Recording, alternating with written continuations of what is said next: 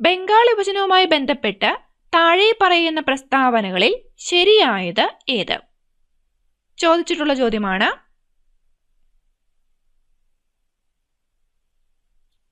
Option B ആണ് ഉത്തരം.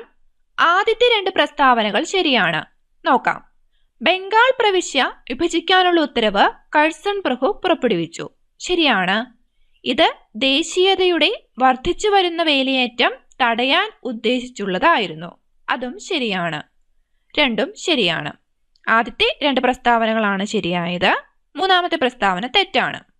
അതായത് മൂന്നാമത് കൊടുത്തിരിക്കുന്നത് മതപരമായ അടിസ്ഥാനത്തിൽ ഇന്ത്യക്കാരെ വിഭജിക്കാനുള്ള ശ്രമമായി അതിനെ ഇന്ത്യൻ ദേശീയവാദികൾ കണ്ടില്ല. അത് തെറ്റാണ്. മതപരമായ അടിസ്ഥാനത്തിൽ ഇന്ത്യക്കാരെ വിഭജിക്കാനുള്ള ശ്രമമായി തന്നെയാണ് ഇന്ത്യൻ ദേശീയവാദികൾ ബംഗാൾ വിഭജനത്തെ കണ്ടത്. അടുത്തത്, ഇന്ത്യൻ ദേശീയതയുടെ പ്രവാചകൻ എന്നറിയപ്പെടുന്നത്